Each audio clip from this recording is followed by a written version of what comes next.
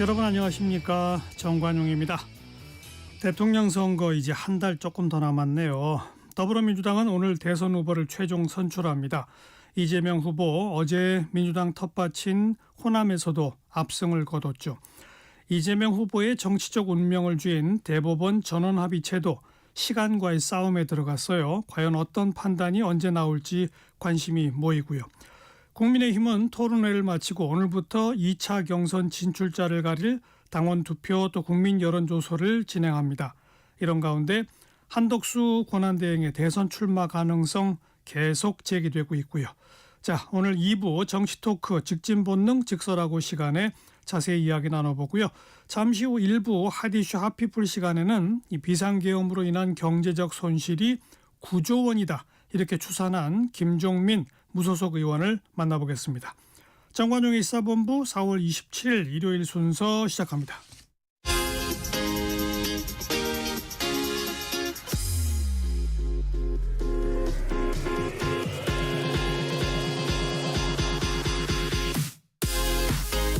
대한민국 시사의 중심 토요일 일요일 낮 12시 10분 KBS 1라디오 정관용의 시사본부.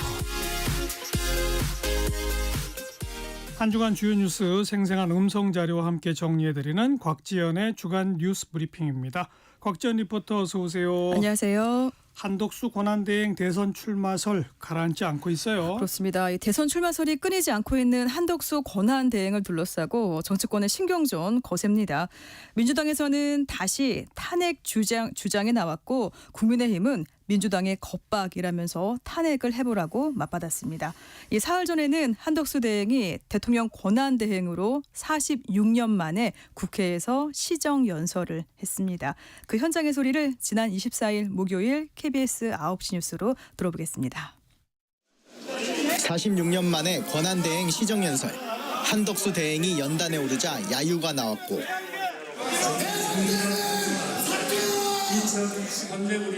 일부 의원들은 바로 퇴장했습니다. 한 대행은 민생 회복을 위한 추경이 시급하다며 국회에 조속한 의결을 당부했습니다. 소상공인과 취약계층의 삶의 무게를 덜어드릴 실질적인 지원이 바로 당장 필요합니다. 국민의힘은 박수로 호응했고 민주당은 침묵으로 일관했는데 또 야유가 나왔습니다. 매우 절실한 그런 상황이라는 말.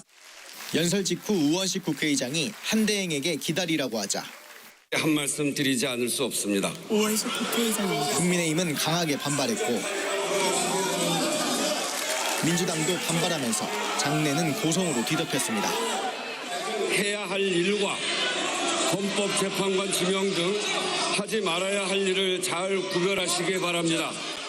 한 대행은 발언을 다 듣고 본회의장을 나갔습니다. 민주당은 한 대행 시정연설을 12조 원짜리 대권 노름이라면서 추경안 증액을 요구했습니다. 국민의힘은 민생 회복의 골든타임을 놓칠 수 없다며 이달 내 추경 처리를 강조했습니다.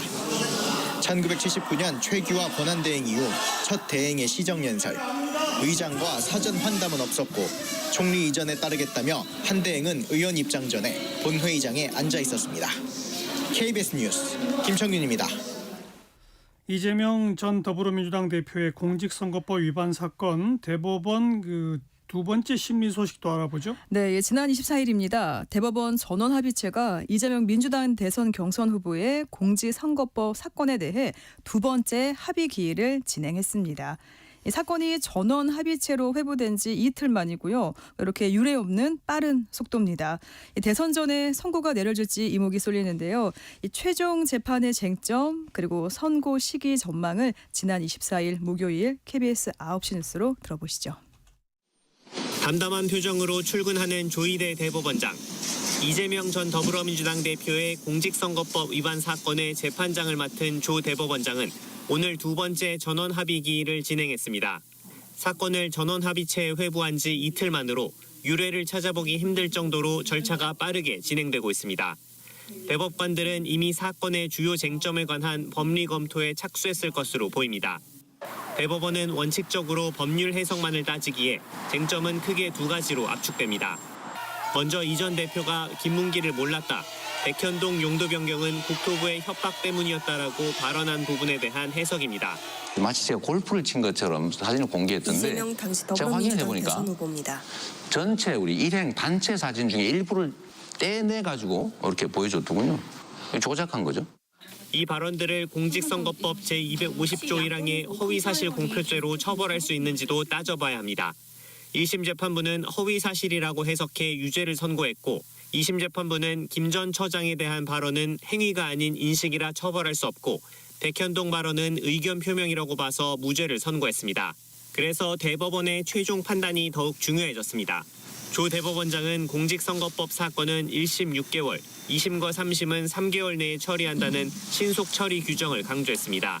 규정에 따르면 선고 기한은 6월 26일 전입니다.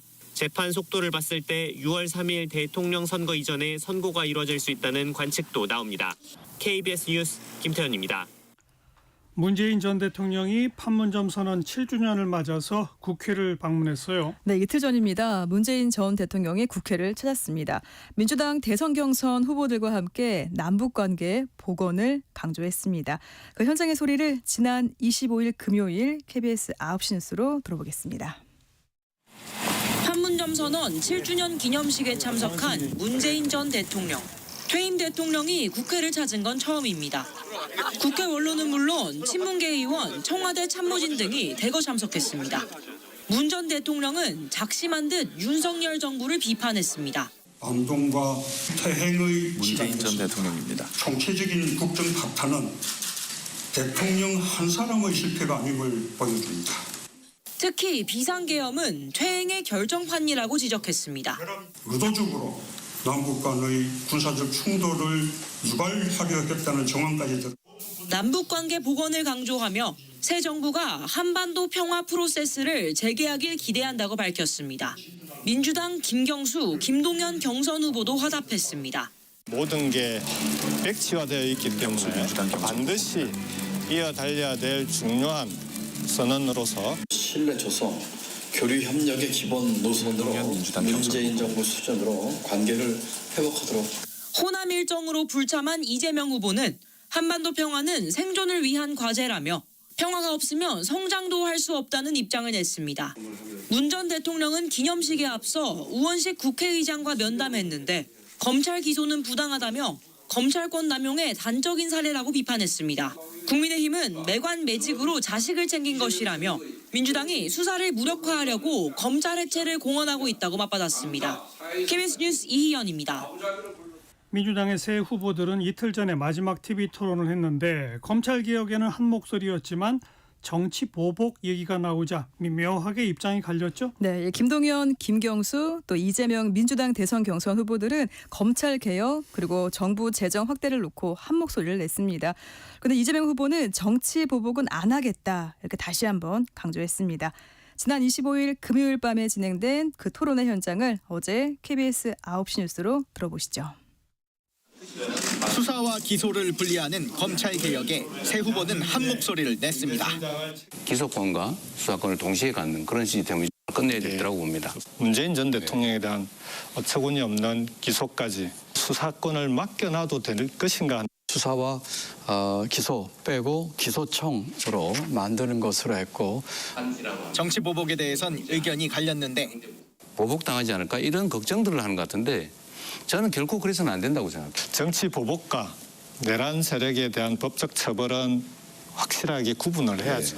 현 선거제도가 정치 분열의 원인이라는 지적도 나왔습니다.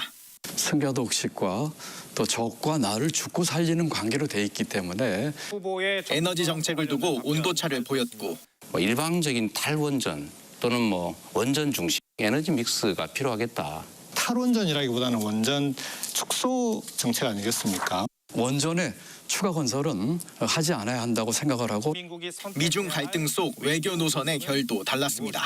미국을 축으로 하는 린치핀 외교에서 중국과는 전략적 협력 동반자로 다자 외교의 중심이 될 수 있는 플랫폼 외교로 전환시켜야 됩니다.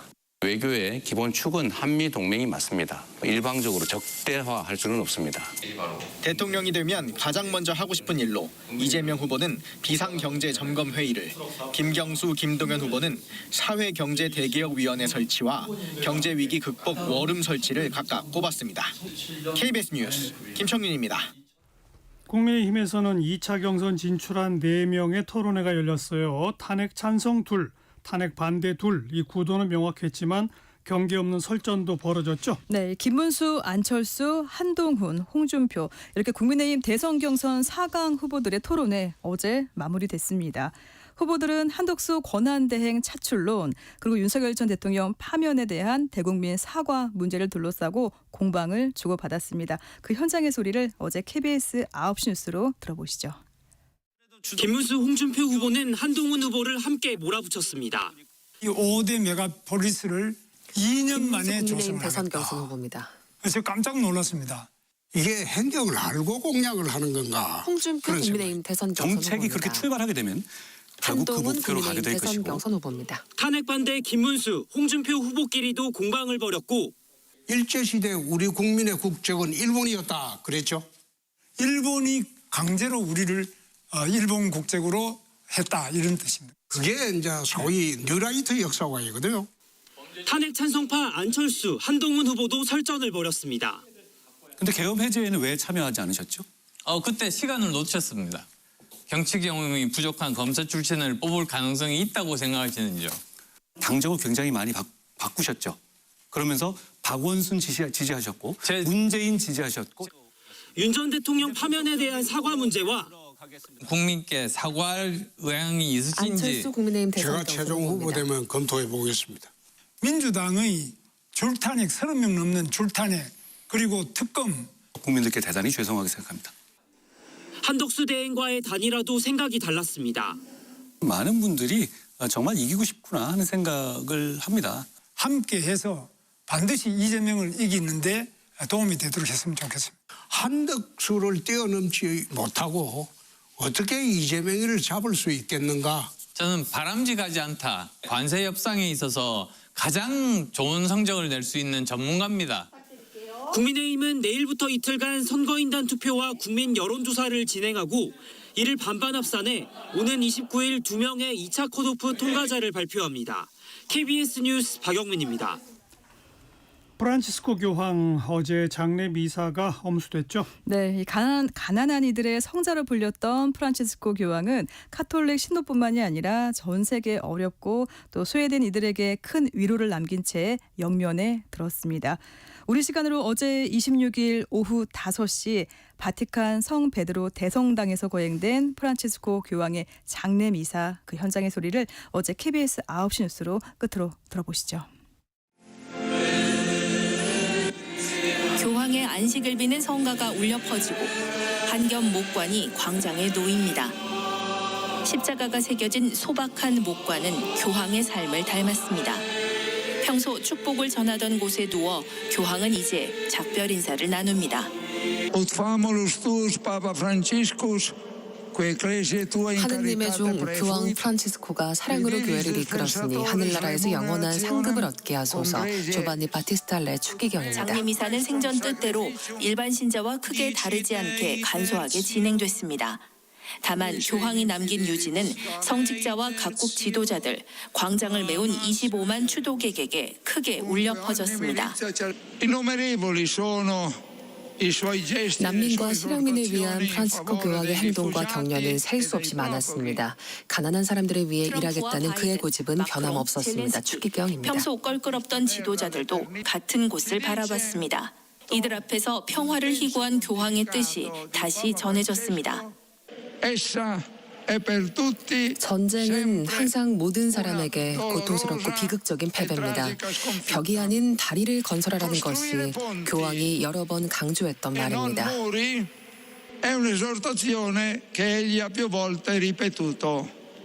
교황의 평안한 안식을 비는 침묵의 기도가 길게 이어졌고 레 추기경이 관에 성수를 뿌리고 분향하며 고별의식은 마무리됐습니다. 장례미사는 과거와 달리 추기경뿐 아니라 일반 사제들까지 250여 명 성직자가 공동 집전했습니다. 교황이 생전 각별히 챙겼던 난민과 죄수, 성소수자 등을 위한 자리도 특별히 마련됐습니다. 130여 개국 대표단도 참석했는데 우리나라에선 유인촌 문체부 장관이 이끄는 민관 사절단이 참석했습니다. 베를린에서 KBS 뉴스 조빈나입니다. 네, 주간 뉴스 브리핑이었습니다. 곽지연 리포터 수고하셨어요. 고맙습니다. 정관용의 시사본부 듣고 계시고요. 12시 26분 향해 갑니다. 기상청 또 교통정보센터 차례로 연결하죠. 기상청의 최영우 씨. 네, 날씨 정보입니다. 전국에 산불 위기경보 경계 단계가 내려져 있습니다. 건조특보 지역도 어제보다 더 확대 강화됐고 전국 대부분 당분간 봄바람이 강하게 이어지겠습니다. 산불 소식이 다시 들려오고 있습니다. 불씨관리 잘 하셔서 화재 예방에 각별히 신경 쓰셔야 되겠습니다. 강풍특보 발효된 강원 산지, 경북 북동 산지, 동해안 곳곳으로는 오늘 밤까지 순간풍속 시속 70에서 산지로는 최고 90km 이상의 아주 강한 바람이 불겠고요. 오늘 전국적으로도 순간풍속 시속 55km 이상의 강한 바람이 지속되겠습니다. 현재 건조특보 상황 보면 서울 등 일부 수도권, 강원권, 충청권 내륙과 경상권 대부분, 전라 동부와 제주 일부에 건조경보와 주의보 내려져 있는데요. 불씨관리 아주 시급한 상황입니다. 오늘 낮 기온 전국이 17도에서 27도 분포로 평년과 비슷하거나 조금 높겠습니다. 서울이 20도까지 예보된 가운데 현재 서울 기온 18도대입니다. 세종, 제주 23, 대전, 강릉 24, 광주 25도 정도로 예상되지만 대구와 포항은 27도까지 오르면서 경상권은 덥겠습니다. 오늘 차차 구름량이 늘겠습니다. 제주는 대체로 흐리고 오늘 밤부터 내일 새벽 사이 제주에 5에서 10mm에 비고 있고요. 오늘 미세먼지 농도는 대부분 청정하고 하늘도 맑겠습니다. 다만 오존 농도가 일부 중부 지역과 대부분 남부 지역으로 오후에 일시 나쁜 상태 예상됩니다. 현재 서울 기온은 18.4도입니다. 날씨 정보 전해드렸습니다. 계속해서 이 시각 교통 상황 정리해 보겠습니다. KBS 교통정보센터의 임초희 씨입니다. 네, 이 시각 교통정보입니다. 연등회 행사로 서울도심 일대 교통통제 오늘도 이어지고 있습니다. 우정국로 안곡사거리에서 종각사거리 사이 양방향으로 전면 통제고요. 세종대로 동화면세점 앞에서는 서울역 방향 전차로가 지금 집회로 전면 통제입니다. 반대 방향 차로로 나눠서 통행시키고 있으니까요. 도로 이용에 참고하시기 바랍니다. 내부순환도로 성산 방향으로 정릉터널에서 사고 있었고요. 뒤로 종암부터 사고 여파로 정체가 되고 있습니다. 올림픽대로 공항 쪽은 성수대교에서 동작대교까지 정체인데요. 동작대교 부근 5차로에서 고장난 차 처리 중이고요. 성산대교 남단에서 북단 방향으로 3차로에도 고장난 차가 있습니다. 또 서부 간선도로 안양 쪽으로 광명교 부근 3차로에서는 사고가 있어서 주의하셔야겠습니다. KBS 교통정보센터에서 임초희였습니다.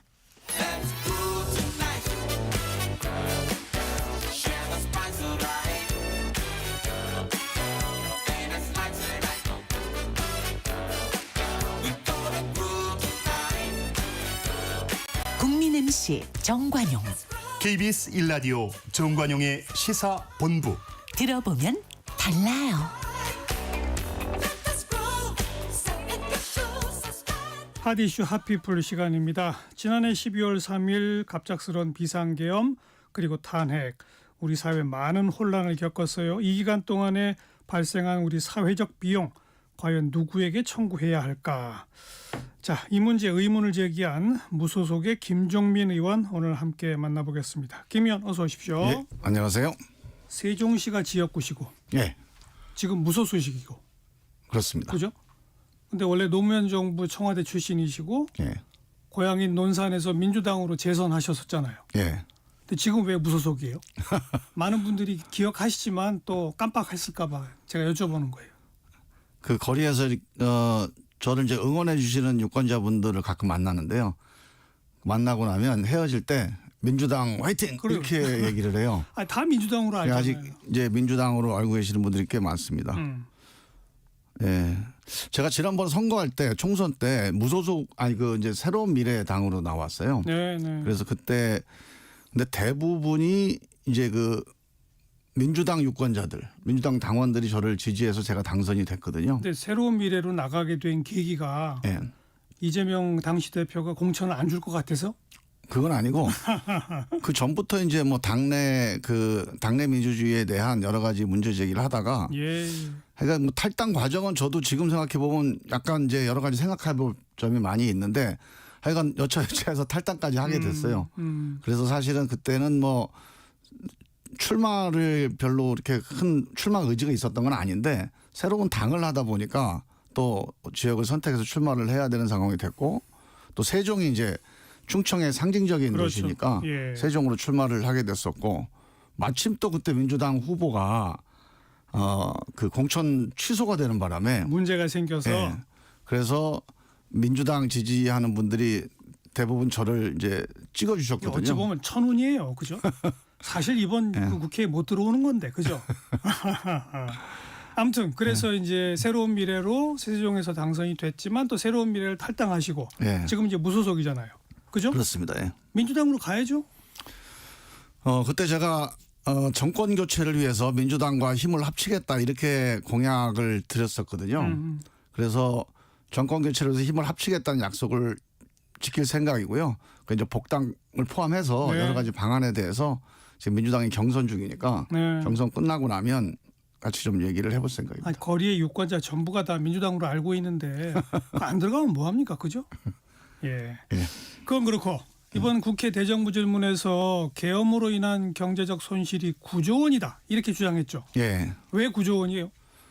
그 계엄 이전에 한국은행이 올해 경제 성장률을 1.9%로 좀 박하게 잡은 건데 1.9%로 발표를 했어요. 계엄이 반영이 돼서 그 한국일보의 그 조사국장이 블로그에 쓴 글에 그렇게 나와요.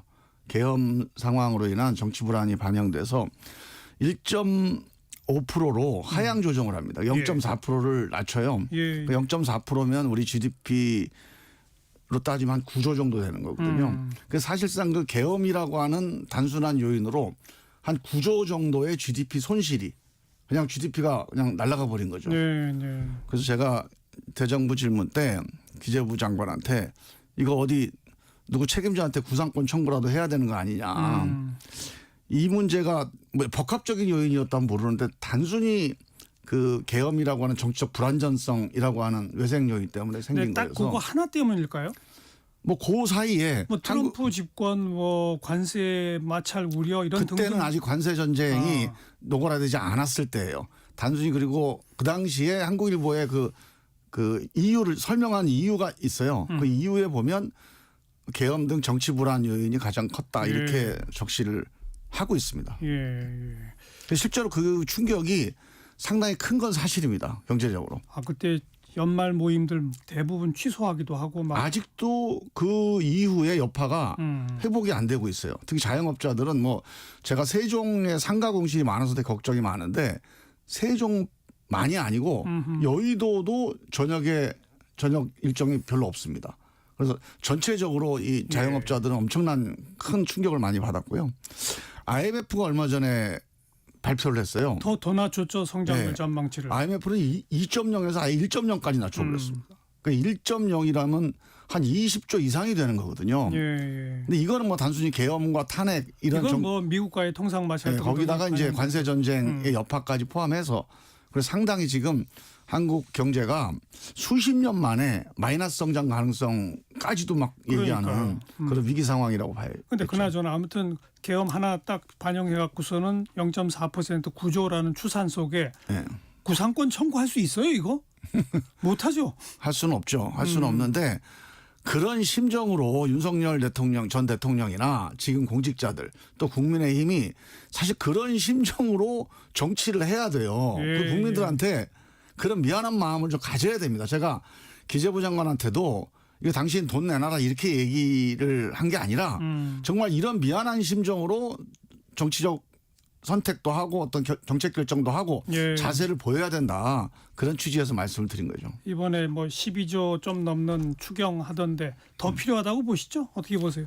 추경의 액수는 저는 더 필요하다고 보는데 이번 추경이 이제 산불 그다음에 AI 그다음에 민생 이렇게 제한이 돼 있어요. 근데 민생이 포괄적이긴 하지만 아무래도 이제 추경이라고 하는 성격상 많은 예산을 좀 담기가 어렵잖아요. 특히 소상공인 자영업자에 집중돼 있긴 하던데. 예.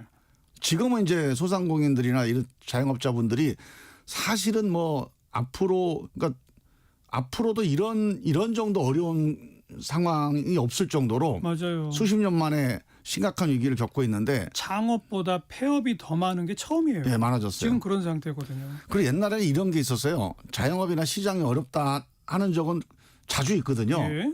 그런데 그때는 그래도 반도체는 괜찮다. 수출은 괜찮다. 그래서 거기서 돈이 좀 돈다. 이 낙수 효과에 대한 기대. 그래서 조금 버틸 수 있는 여력이 있었는데 예. 지금은 우리 자동차, 반도체, 철강, 석유화학, 뭐 2차 전지 그러게요. 대한민국 주력 산업이 다 작년 말부로 중국에다 추월당했습니다. 다 마이너스로 돌아섰어요. 그래서 사실은 이게 반전의 계기나 반전의 희망이 별로 안 보이는 거. 이게 더 어려운 거예요. 어떻게 해야 돼요, 이거? 일단 단기적으로는 이제 관세 전쟁에서 최대한 우리가 흔들리지 않도록 이제 막아야 되는데 근본적으로는 저는 이 글로벌 전략에 대한 대전환이 빨리 늦었어요, 지금. 맞아요. 그 이제 핵심이 뭐냐면 지금 우리가 지난 60년 동안 대한민국이 전 세계에서 가장 많은 발전을 한 나라입니다. 가장 모범적인 발전 국가예요. 근데 거기에는 글로벌 협력 관계가 작용을 한 거죠. 우리 역량도 있지만 처음에 30년은 60년부터 90년까지 30년은 미국의 자본 기술의 수혜 국가 됐죠. 거기서 끝나는 거예요. 그래서 뭐 아르헨티나, 필리핀 같은 나라가 되는 게 정상인데 우리는 그 다음 30년을 더 발전을 했어요. 그랬죠. 여기에 한중 경제협력이라고 하는 또 엄청난 새로운 지경학적인 요인이 있었잖아요. 그렇죠. 그래서 미국과 중국이 사이가 좋아요. 근데 미국, 중국이 다 우리랑 가까워요. 이 대한민국만큼 이 지경학적으로 축복받은 나라가 없었잖아요. 근데 이제 지금 미국과 중국이 싸우잖아요, 지금. 그러니까요. 그리고 미국도 이제 한국을 지원하는 나라가 아니라 견제하는 나라로. 또 중국도 한국을 뒷받침하는 나라가 아니라 한국을 추월한 나라가 돼버렸어요. 자, 미국, 중국이 더 이상 우리가 기댈 언덕이 아니다. 그럼 뭐냐? 새로운 경제 영토, 적어도 한 10억 정도 되는 글로벌 시장이 없이는 대한민국 경제가 유지되기 어렵거든요. 5천만 시장 갖고는 안 됩니다. 물론이죠. 그래서 더 다변화해야죠. 이 10억의 경제 영토를 어떻게 만들 거냐. 이게 대한민국의 지금 핵심적인 경제적인 쟁점이고 전략인데 맞아요. 저는 그거를 아시아 파트너십에서 찾아야 된다. 예전에 문재인 정부 때 신남방 정책을 했습니다. 그때는 미국, 중국 과 아울러서 플러스 알파로 신남방 아세안이 필요하다 이 정도였는데 지금 저는 미국, 중국도 우리가 협력 관계를 유지해야 되지만 궁극적으로 여기에 의존하지 않는 새로운 경제 영토로서 일본, 대만을 포함한 이 아시아 전반 이 동아시아 한 10억 인구를 우리가 공장으로 시장으로 자본기술 협력 파트너로 만들어내지 않으면 더 이상 미국과 중국에 의존하는 경제로는 우리가 더 이상 발전하기 어렵다. 맞아요. 이 점에 대한 고민들 이게 지금 우리 앞에 놓여진 가장 큰 숙제입니다. 사실 우리 이런 얘기로 좀 나를 지새워야 되는데 뭐 계엄이다, 탄핵이다 참 너무 허송세월 많이 한 거 아닙니까? 좀 억울하죠. 그죠. 네. 그나저나 계엄 당일날 딱 소식 듣고 어떤 기분이 들었어요? 너무 황당했죠. 황당하죠. 저는 뭐 무조건 이건 가짜 뉴스다. 저희 아들이 이제 뭐 유튜브 보다가 윤석열이 계엄 때렸어 그러더라고요. 그래서 빨리 가짜 뉴스 보지 말고 빨리 자라고. 근데 이제 방송 틀어놓고 소리가 나는 거라서 깜짝 놀라서 국회로 왔죠. 국회 와서까지도 이게 진짜 뭔가 착오가 있는 거다. 아이고. 근데 군인들이 유리창 깨고 들어온다는 거예요. 그러니까요. 야 이거는 장난이 아니구나. 근데 제가 그 국회에 딱 들어갔더니 151번째로 국회 본회의장에 들어갔더라고요. 딱 과반을 넘긴 그 숫자였어요. 네, 그 주변에 이제 막 삥삥 돌다가 결국 담 넘어서 들어갔는데 151번째로 들어가서 제가 들어가면서 계엄이 이제 해제된 겁니다. 그렇죠. 네.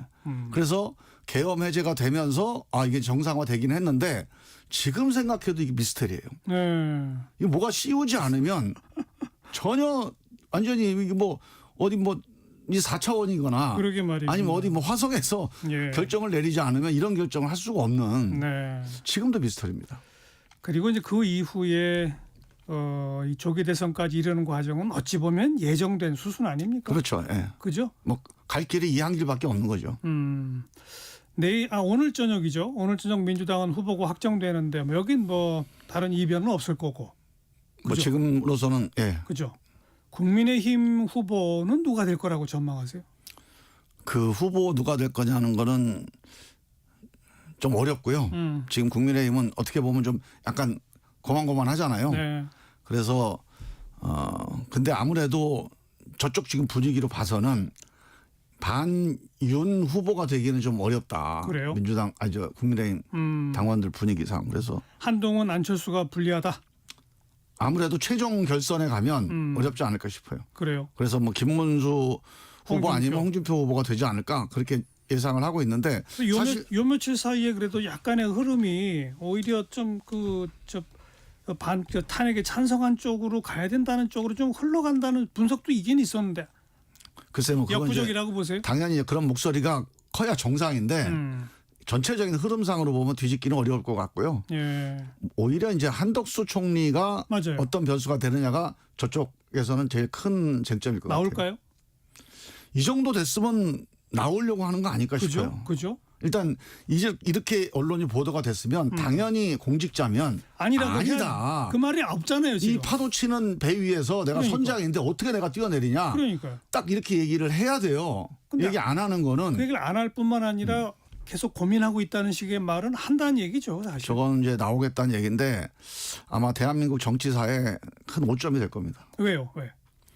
지금 이렇게 국가가 어려운 상황에서 이제 심판을 보고 있는 거예요. 지금 권한대행이라고 하는 건 이 대선 관리를 해서 빨리 다음 정부를 안정적으로 지금 출범을 시켜야 되거든요. 예. 내가 뛰어들겠다 이러고 나서서 팽개치는 거는 대한민국 공직자 중에 옛날에 쿠데타 했던 군인들을 그다음에 검찰총장 하다 뛰어나온 윤석열 씨 말고 그런 사람 없었을 것 같아요.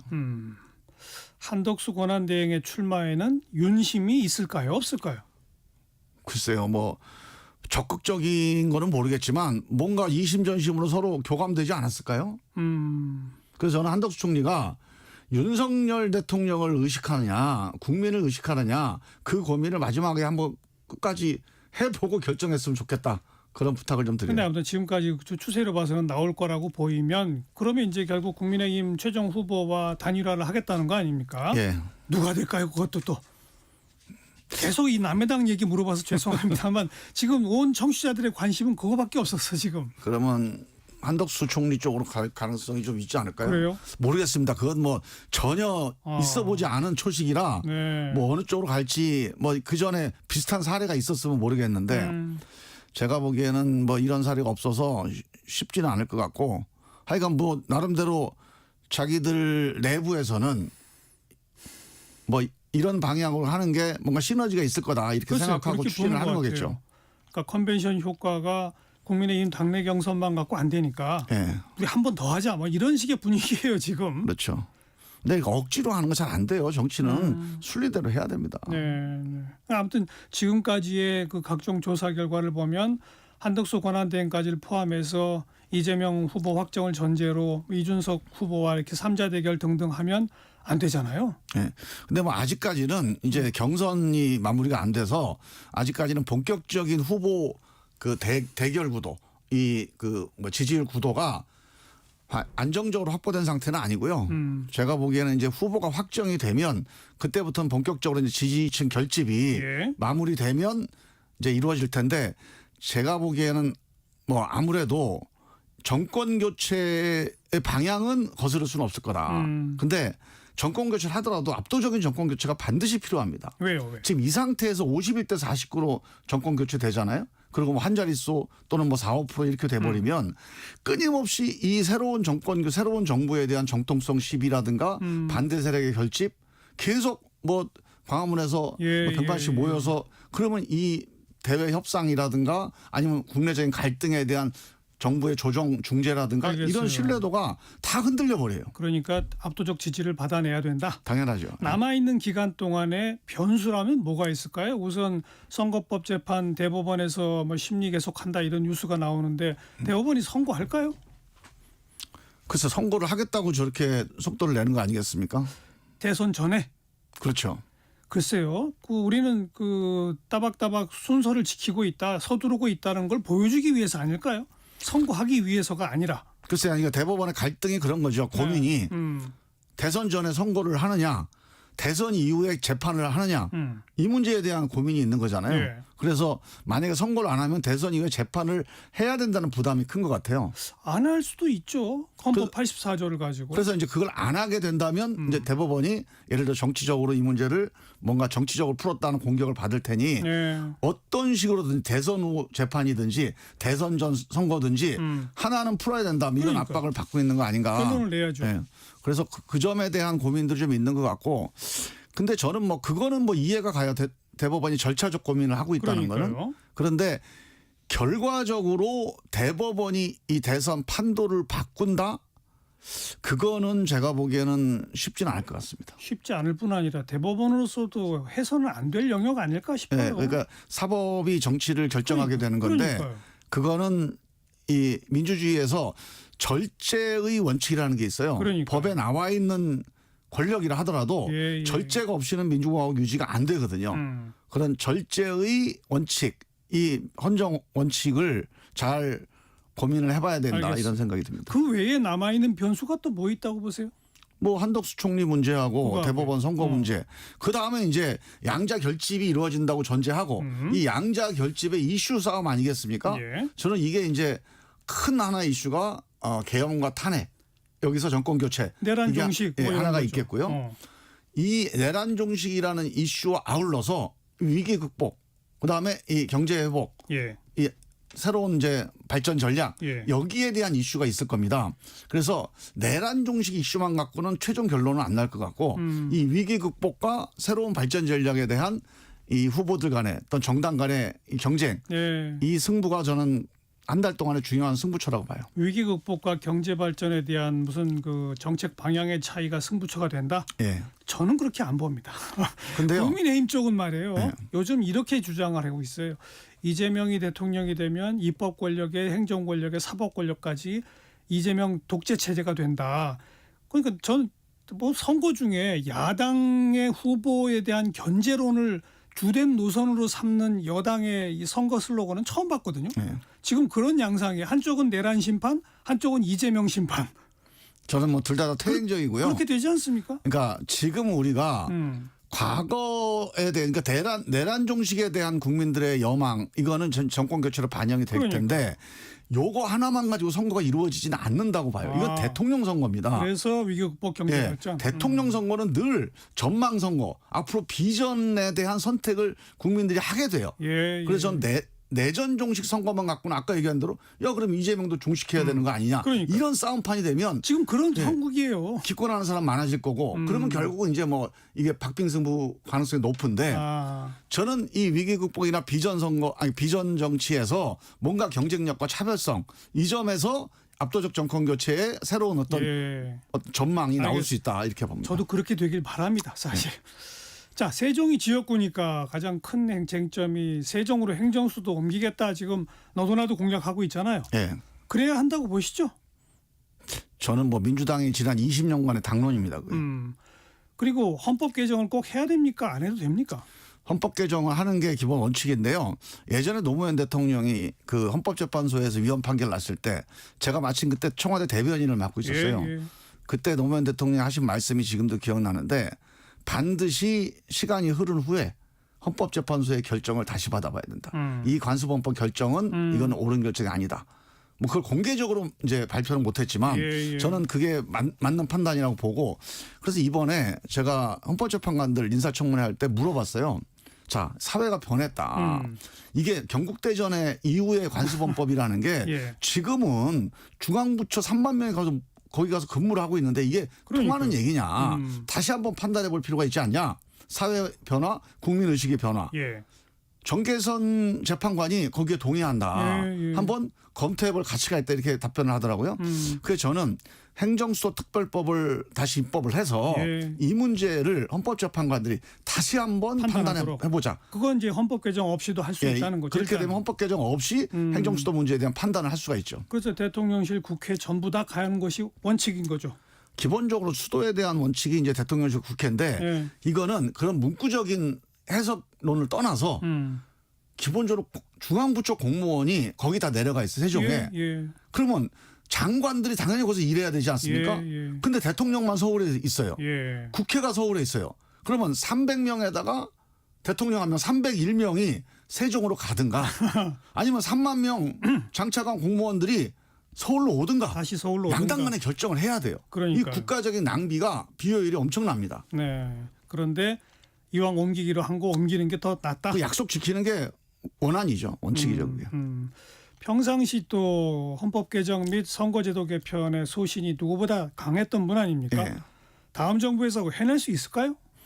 저는 이 문제도 이번에 한번 그 당 후보들 공약을 보면 민주당 후보는 뭐 이재명 대표가 뭐 속도에 대해서는 조금 신중하긴 하지만 예, 원칙적으로는 개헌에 대해서 찬성 입장을 밝혔고 지난 2022년 선거에서도 개헌안을 내놓기까지 냈죠, 했었어요. 그래서 냈죠.